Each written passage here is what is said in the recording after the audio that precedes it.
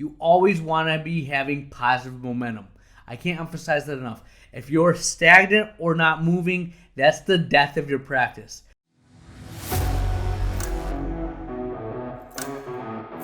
All right, my friends, the Ultimate OD Podcast. Today, we're going to talk about growth and improvement.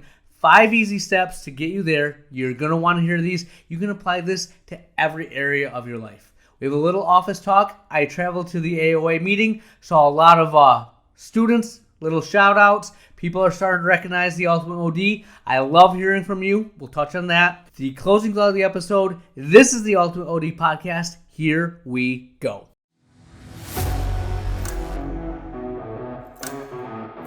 All right, friends, the Ultimate OD Podcast. Very excited about this episode tonight. I just got done with our first mastermind meeting that we had. It was amazing. I love talking to other doctors that are trying to grow, trying to be more successful. And even in that one session, the information that we exchanged was awesome. It gives me juice to be better. Okay? Now, you may not be in the mastermind right now. We're going to have more masterminds. But you're listening to this podcast. You're watching us on YouTube. This is how we collaborate, how we get better. Send me a message, Dr. Lilly at theultimateod.com. Hit me up on any of our socials, Facebook, Instagram. I want to hear from you. We will get better when we collaborate, the more we communicate. Now, today I want to focus on 2 things: improving your practice and growth. Okay? I don't care if you're 10 years in, 20 years in, you just started cold. If you're a student, at some point, you're going to think about one of these 2 things. You want to get better or you want to grow. I can't imagine a time where I'm not thinking about both. Okay? Now, what we're going to do is lay out 5 steps, 5 easy steps. It's always easy when you have the steps, but actually doing something with those steps is the key. But 5 steps to improve your office, to grow your office. That's what we're going to talk about. Now, when I talk to other doctors, other students, collaborate with my people in my network, any entrepreneur even, we are all looking for answers. Whether it's books that we read, mastermind networks, podcasts that we listen to, we're all searching for answers. Case in point, in the mastermind group, one of the people in there, their goal was to improve their staff culture, improve their just rapport that they have. So as a group, we kind of spitballed things. We talked about monetary goals. We discussed charitable giving. Just as many things as we could think about, we talked about. And the funny thing is, when you talk to people that are with this mindset, they want to grow, want to improve, they're always trying to get 1% better. All right. When you're starting off cold, if you're a student, the gap that you're at, where you're at, and where you want to be, astronomical. Grand Canyon, you can make a huge leap by having some of these discussions. But the people that I've been talking to a lot lately have been people that have been in practice, that have been doing this, that have been seeking the answers. They are already doing the charitable giving. They're already doing a lot of spiffs, a lot of bonus systems. They're just sensing in their mind that something's not right. All right, that's not exactly where they want to be, and they think it can be better. All right, there's a lot of areas this can apply to. Your staff culture, frame capture rate. We'll talk about some of this when we go. But after I got done thinking about that discussion that we had within the mastermind, I thought the suggestions were all good. I thought that everything that we put out there was something that each one of us could do to improve our staff culture, if that's what you're trying to do. But is it going to accomplish the goal? Now, let me explain that a little bit. When you're looking for answers, you need to know the problem you're trying to solve. Okay?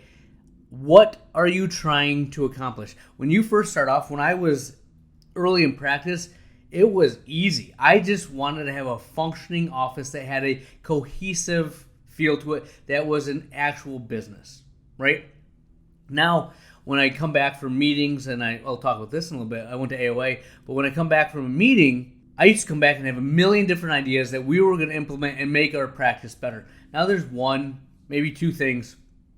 It's just a razor's edge to get 1% better. Okay, so make sure you are defining the actual problem you're trying to solve. I think that's a mistake that we make when we get to a certain level. We know that's not exactly right, not where we want to be, but we never take the time to define the problem.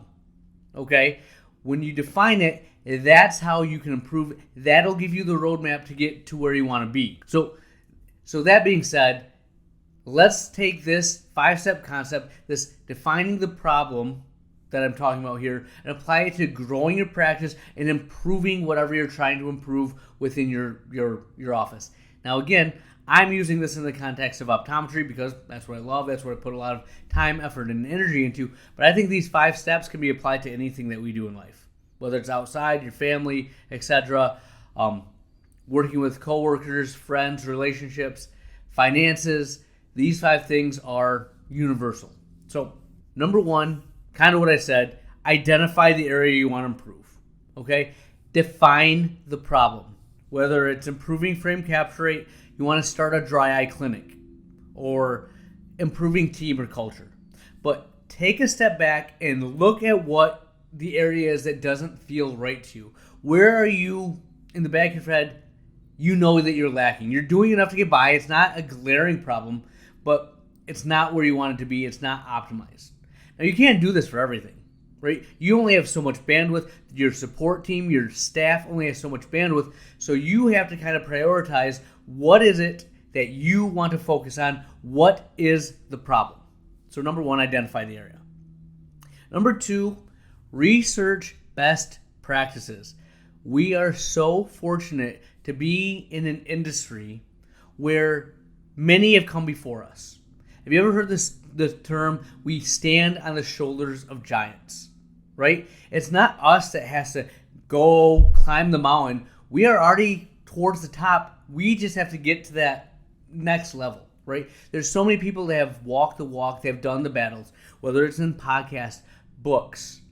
Talk to your mentors. Talk to people that have been in business for 20 years. They may not have the practice that you want because, you know what? Over the course of time, some people find a different happy place, a different place of stopping, or different priorities in life, but they've walked the walk. There's so much to learn from people that have been in the trenches, that have done what you want to do. So ask them, read books, listen to podcasts, talk to your fellow colleagues. This is absolutely huge, but I guarantee there's so much out there, whether it's on YouTube, the internet, that people have best practices. Read them, see what's out there. That's what I've done with a lot of things over the past 2-3 years, and I've made it my own. Like, I see what they're saying, I see what they're trying to do, and I'm going to add my own flavor to this. But you got to get out there and you got to research. The other thing I will tell you in this whole concept is you have to get reps. All right? The more shots you take, the better you'll get. And this is the art of selling, if you will, but the art of conveying your message. What is a leader? Someone that gets other people to follow their influence, that you can make them go in the direction that you want them to go. So in order to do this, you have to keep trying things, whether it's improving frame capture rate, different frame lines, different techniques that you do to get patients to look at different frames, starting a dry eye clinic, or myopia management practice, scleral lenses. How are you presenting it to the patient? I guarantee you can read everything you want, but until you get in the moment and you actually start talking to the patients, you're not going to know what works. You're not going to know what works. You're not going to know what your style is. The more you get in there, the more you talk to patients, you're going to hone your skills. You're going to get better.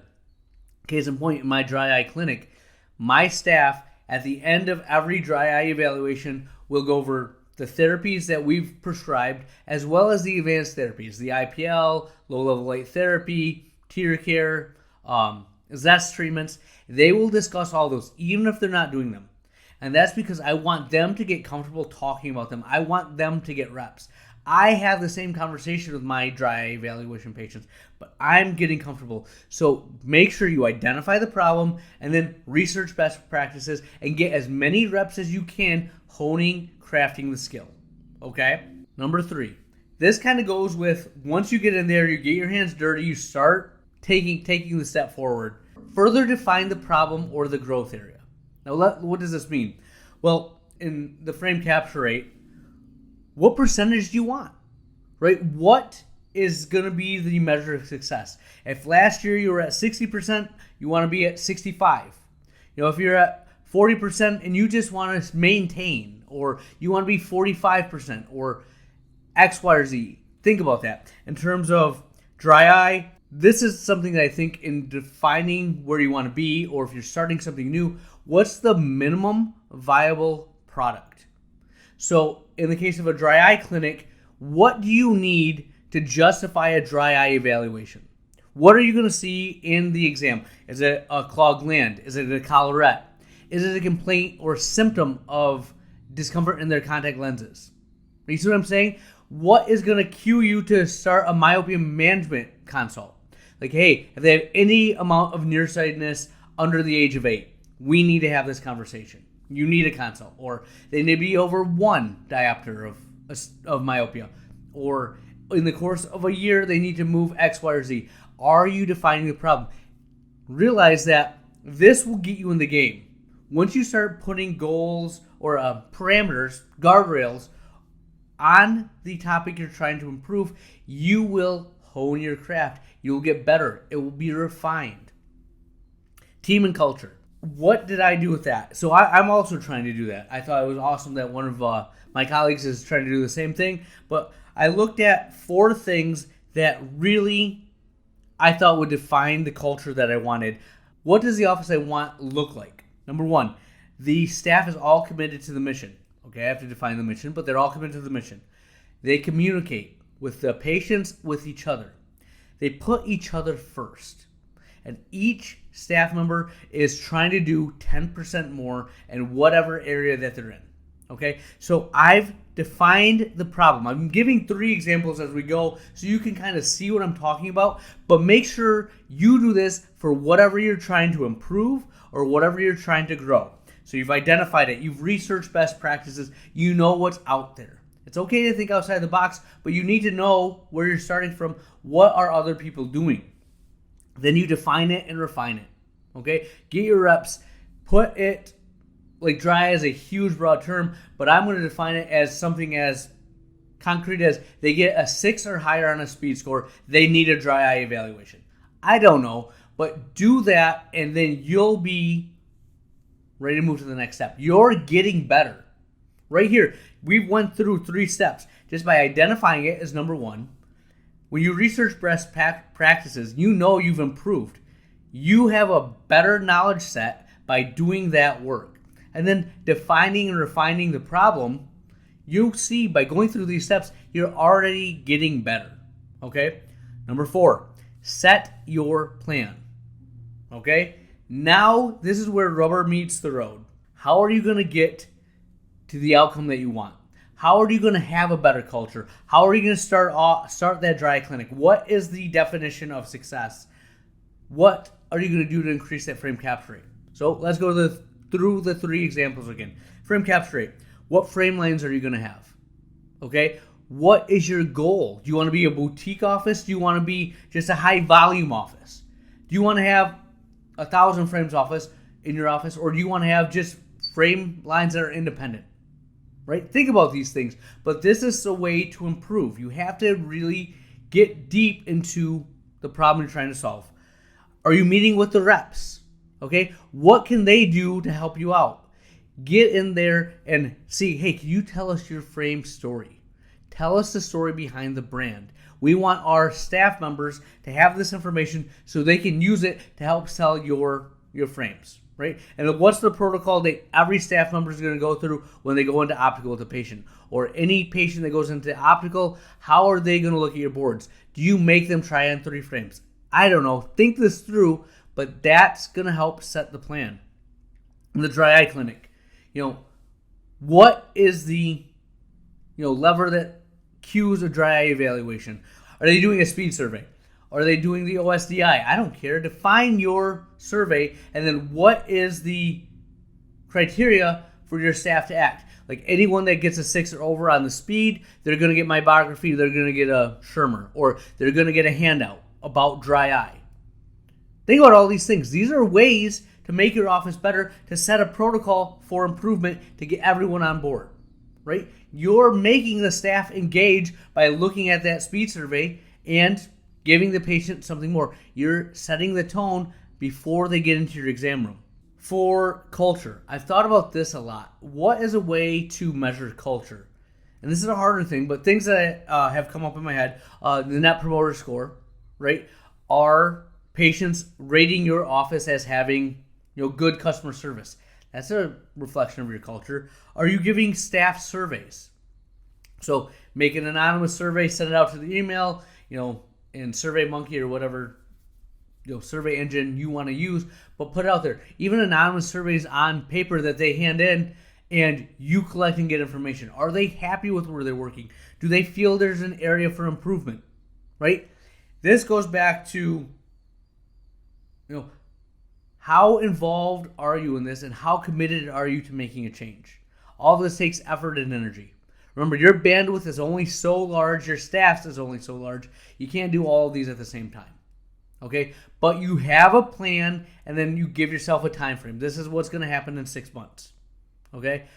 I encourage you to have a group of colleagues, a mastermind group where you put this out there and you let them know what you're trying to do. Because if you don't have an accountability partner, you're going to push it off. You're not going to be as committed to the goal as you could be. Okay? The last thing, number 5. So let's recap. You identify the problem, researched best practices.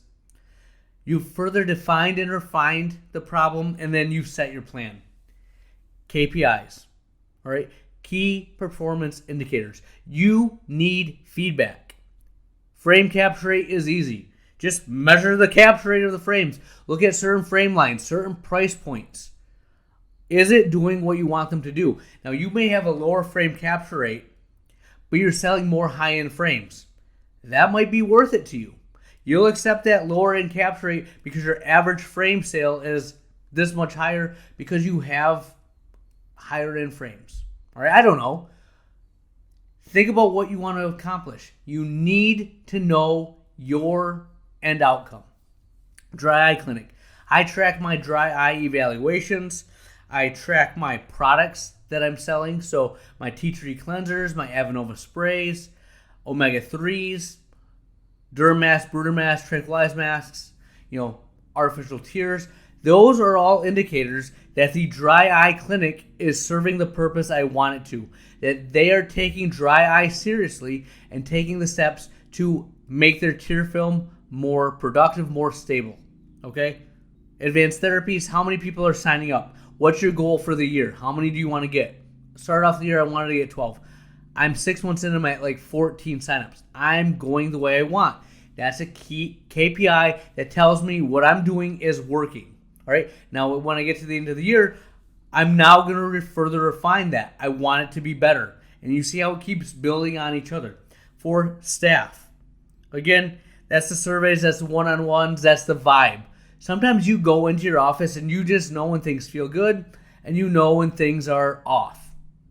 It's a harder thing to quantify, but you have to find ways to do this. If you have no way to measure it, you're never going to know if you're improving, going the right way, if things are, moving in the right direction. You always want to be having positive momentum. I can't emphasize that enough. If you're stagnant or not moving, that's the death of your practice. You have to be. If you can't run, walk. If you can't walk, crawl, but always be moving forward. And then the bonus to that is just adjust accordingly. When you're going in, when you're doing these things, you're going to say, you know what, it's not what I thought. Let's refine. One of the crucial elements to any startup entrepreneur is the ability to pivot and adapt. Fail fast so you can make the moves to get where you need to be. That's why we're better than corporate entities, is because it takes so much bureaucratic levers moving and wheels spinning for them to make a change. You can go in tomorrow and make the change that you want to make.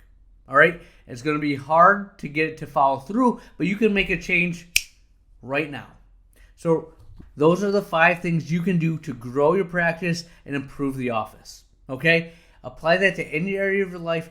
Let me know what you're doing. I want to help hold you accountable. So Dr. Lilly at theultimateod.com. Send me an email. Tell me an area you want to improve. I'll help you get there. We'll have more for you next week.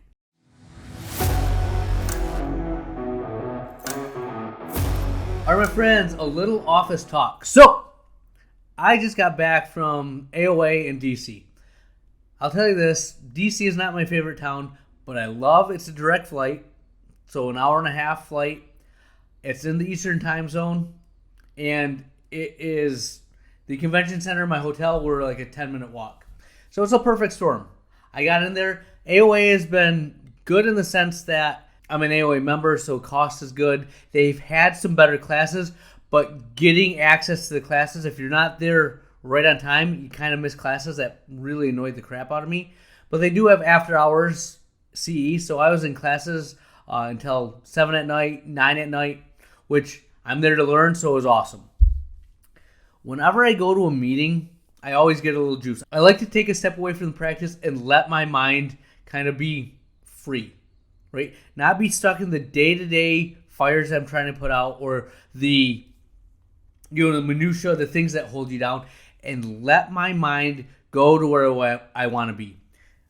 The beauty of a lot of these speakers is that even if they're not doing what I want to do, they portray a persona of the way I want to practice, right? You always take it with a grain of salt. Like, are they really seeing this many patients? Are they really having this much control? Or are they doing this and they're not as profitable as I'd want to be, right? There's always that grain of salt in the back of your head, but you know what? I love having a rabbit to chase. I love having people to go after. It's also awesome that they're so open that anyone that talks wants you to come up and ask questions. They are excited because this is something they care about. Go up, ask them questions. What are they doing? How are they getting to be better? When I first started, I was always, when I left a conference, felt like, man, I suck. I'm not seeing this type of patient. I'm not doing these things. This was the first year, I think, ever where some of the dry eye lectures, I felt I knew pretty much everything they were talking about. I could have been giving the lecture at the same point because I have that level of understanding. And that's taken me a year of just nonstop, every webinar I can go to, every article I can read. They're not giving me a bunch of new information. Now, I still picked up nuggets. I love to learn. I love to collaborate, see different ways that they're doing things. But I felt a little bit better when it came to seeing, like I have an OCTA now. I have a topographer. I do sclerals. I do myopia management. I do a lot of dry eye. I loved that my scope of practice has expanded over this past 12 years, that I'm a better doctor now than when I started, and I can listen to pretty much any lecture and relate, like, yes, this is what I do in my practice, or no, I'm going to take that little nugget and I'm going to apply it to what I do. That's fun. All right. That just, if you're early on, if you're a student, and you're like, how am I ever going to get there? Know that it's a constant evolution. You're always getting better. You're always adding skill sets. You're always adding equipment to make yourself better. So really, really cool. Now, one of the things that I do whenever I go to a conference is, a saying I heard was 85 to 90% of what is taught here will be forgotten before you get back to your practice on Monday. All right? I never want to do that. So what I do at the end of every class, at the end of every day, because a lot of them are stacked on top of each other, is I write the name of the class, and I'm always taking notes. I like to either text myself little notes or have a notebook and actually write them down. But then I'll summarize. What are the key findings I took from this class? What is one nugget that I could apply to my office on Monday? All right. I take those and then I prioritize those at the end and say, what are the 5 things that I'm going to take and I'm going to apply to my office? So just a little nugget that I like to put out there to get the most out of the CE. Now, again, I might have a different mentality than you, but that's what I'm thinking about whenever I go to these conferences. Those are the things I'm trying to learn.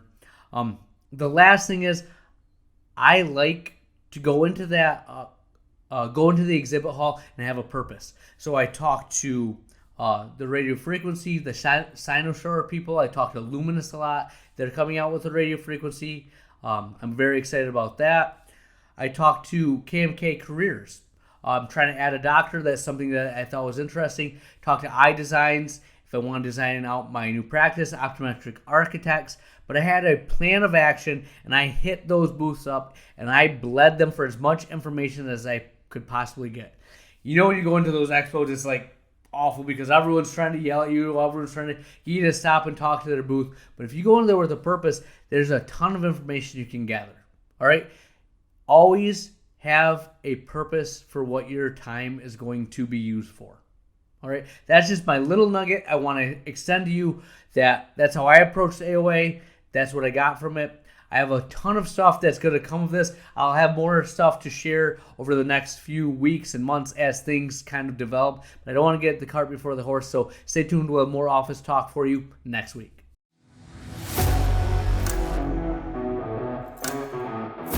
Where has the time gone? We are to the closing thought of the episode, and today I will leave you with this: the season that you're in.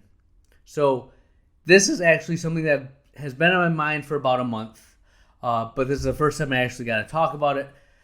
But I had a lot of things come to an end at the beginning of June. My kids' school was ending.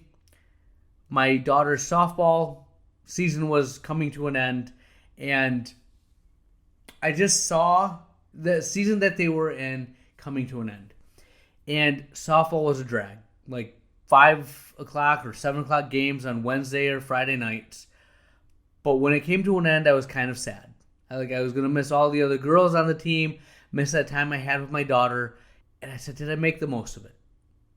When their school year ended, I couldn't believe that we started, kindergarten, and she went all the way through, and it was the end. The teacher that she had, she's going to have a different teacher. She's going to have a different friend and a different set of friends.